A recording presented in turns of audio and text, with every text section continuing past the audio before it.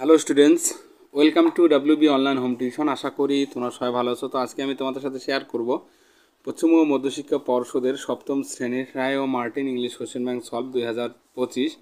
তো আজকে আমি যে পেজটি আলোচনা করব সেকেন্ড সাবমিটিভ এভলিউশনের model question paper 3 Canning David Sassoon high school. তো পেজ নাম্বার হলো 212। তো এখানে একটি রিডিং কম্প্রিহেনশন সিন দেওয়া আছে। তো আমরা এই সিনটির কোশ্চেন অ্যান্সারগুলি এখন আলোচনা করব। তো বন্ধুরা যারা চ্যানেলটিতে নতুন আসো অবশ্যই চ্যানেলটিকে সাবস্ক্রাইব করো এবং বন্ধুদের মধ্যে শেয়ার করো। তো প্রথমে এই দাগের state whether the following statements are true false. তো ট্রু ফলস এখানে আলোচনা করব। Pluto thought Proserpine's beauty would brighten his dark kingdom. তো প্লুটো ভেবেছিল যে প্রজারপাইনের সৌন্দর্য তার অন্ধকার রাজ্যকে উজ্জ্বল করবে। তো এটা অবশ্যই ট্রু হবে, বা টি লিখবো, সঠিক এটা। তো Pluto was angry at the lovely maiden. Pluto সুন্দরী মেয়েটির উপর রাগ করেছিল। তো এটা অবশ্যই ফলস হবে, এফ লিখবো।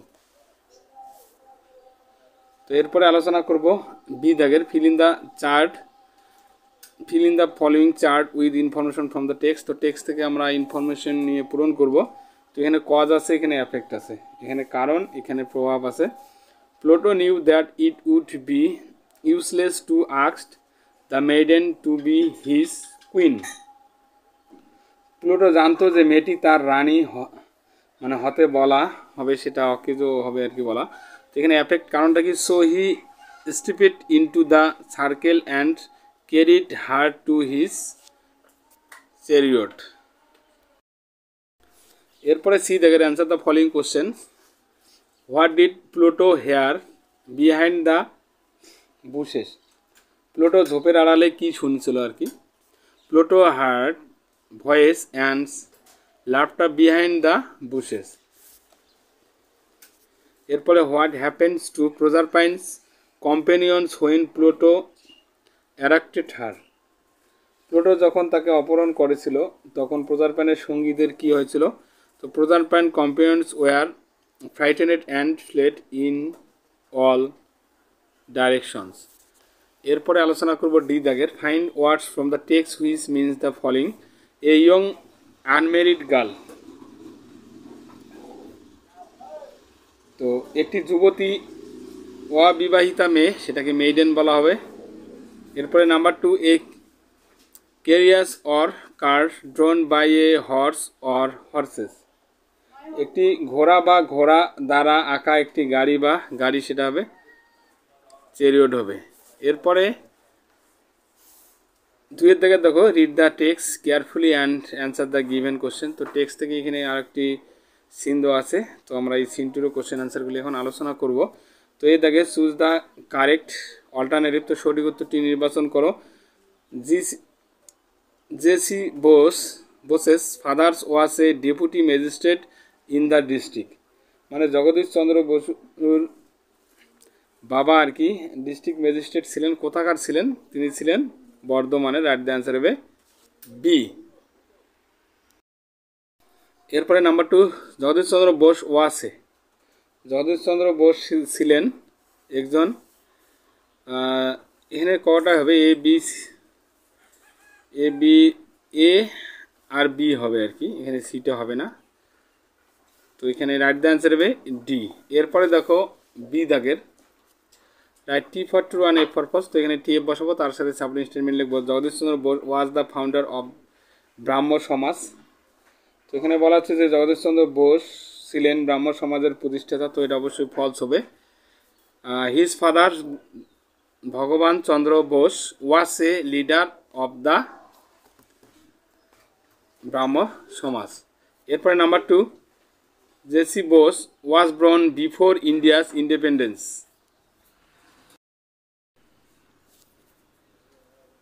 তো জেসি বোস ভারতের স্বাধীনতার আগে জন্মগ্রহণ করেছিলেন আর কি। তো এটা অবশ্যই ট্রু হবে, বা টি লিখবো এখানে।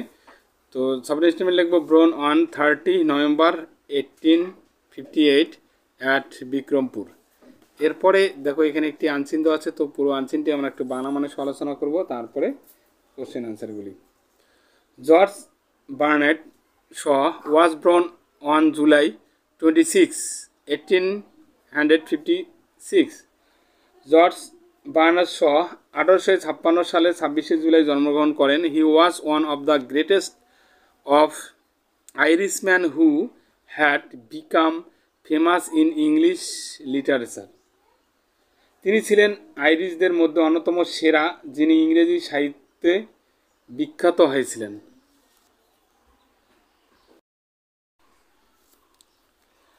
As far as his plays are concerned, he stood second only to William Shakespeare. তো যতদূর তার নাটকের ক্ষেত্রে তিনি উইলিয়াম শেক্সপিয়ারের পরে দ্বিতীয় অবস্থানে ছিলেন। শ had his schooling in Dublin until he was 15.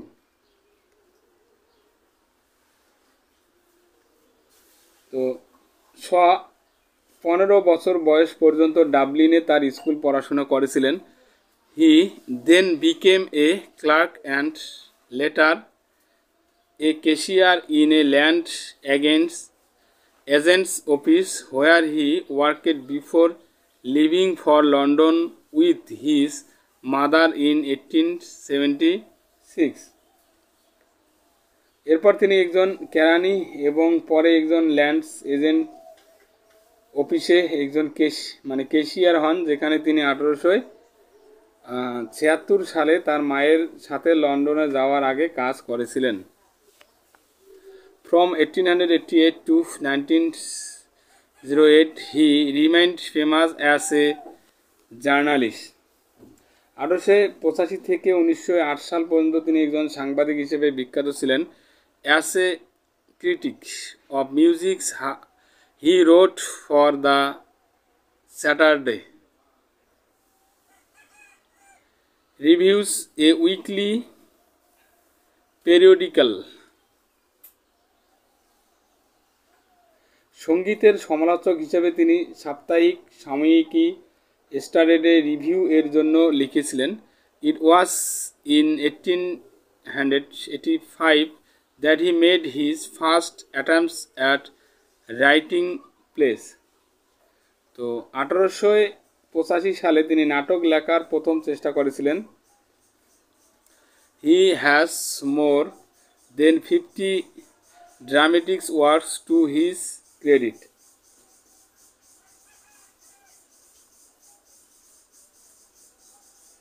তার কৃতিত্বের জন্য 50টিরও বেশি নাটকীয় কাজ রয়েছে। Famous among them are the man and Superman's arms and the man Pygmalion's, Saint John's. তো তাদের মধ্যে বিখ্যাত হলো man and Superman's arms and the man এবং পিগমিলিয়ন। সেন্ট জোয়ান আছে আবার। By 1905 Shaw became the most famous living playwright. তো তিনি 1905 সালের মধ্যে সবচেয়ে বিখ্যাত জীবন্ত নাট্যকার হয়ে ওঠেন।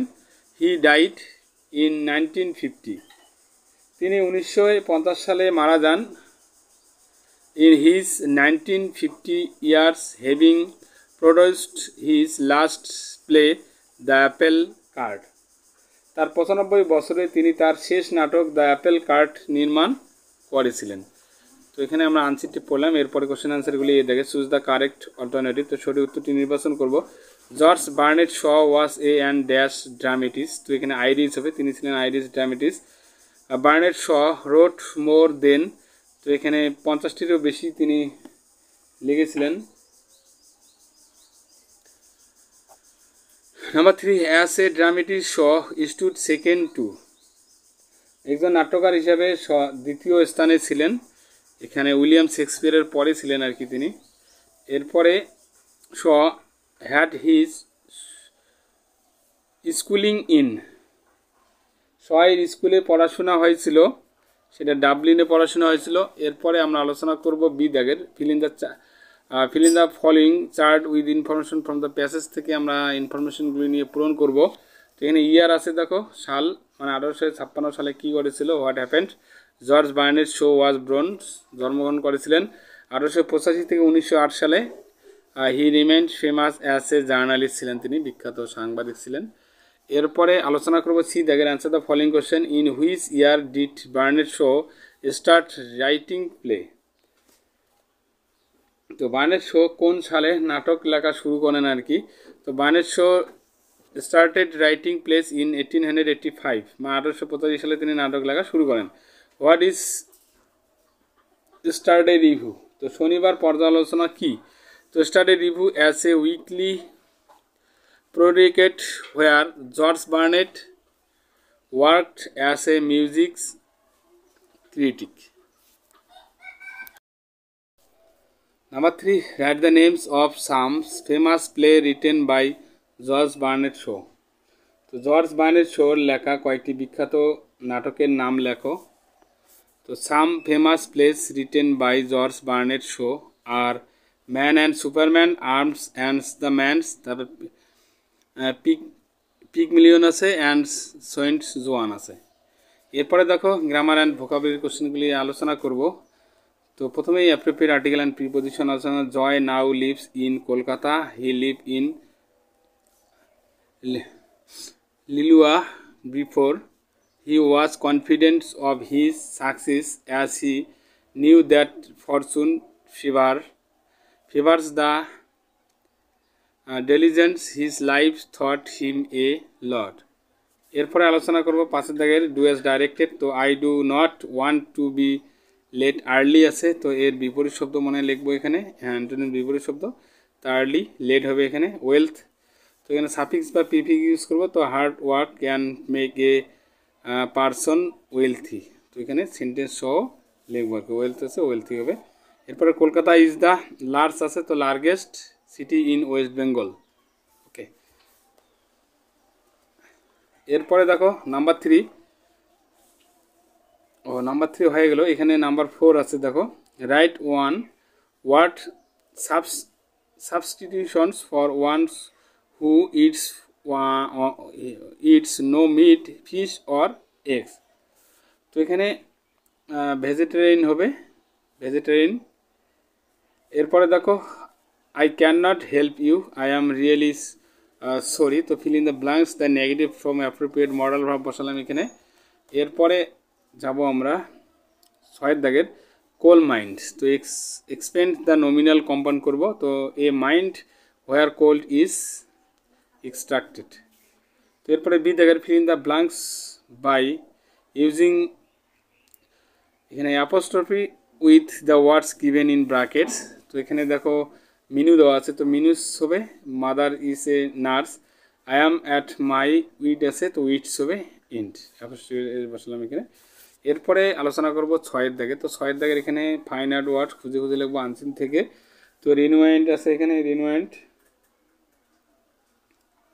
তো বিখ্যাত, তো ফেমাস হবে এখানে। তো অ্যাকাউন্টেন্ট হিসাব রক্ষক, তো এখানে কেশিয়ার হবে। এরপরে দেখো এরপরে আছে এখানে 7 দাগের একটা রাইটিং দেওয়া আছে। তো রাইটে paragraph on Rabindranath Tagore using the given hints. তো রবীন্দ্রনাথ সম্পর্কে এখানে একটি কিছু পয়েন্ট দেওয়া আছে, পয়েন্টের উপর ভিত্তি করে একটি প্যারাগ্রাফ লিখতে হবে। ওকে, তো Rabindranath Tagore was one of the most celebrated poets of India, born on May 7, 1861. His father was Maheshwari Devendranath Tagore and his mother was Sharoda Devi. It was home schooled and later became a versatile genius, excelling in poetry, plays, novels, shorts stories and essays. A great lover of nature, he won the Nobel Prize in Literature in 1913 for Gitanjali. He also founded Vishwa Bharati University in Shantiniketan. He promoted education and culture, remains unparalleled. He passed away on August 7, 19 41 leaving behind a rich literary legacy। তো এইভাবে আমরা রবীন্দ্রনাথ ঠাকুর সম্পর্কে একটি paragraph লিখতে পারি। এইরকম আরো interesting video পেতে সাবস্ক্রাইব করে রাখুন আমাদের চ্যানেলটিকে। দেখা হচ্ছে পরের ভিডিওতে। Please subscribe my channel. আমার ভিডিও দেখার জন্য তোমাদের সবাইকে অসংখ্য ধন্যবাদ।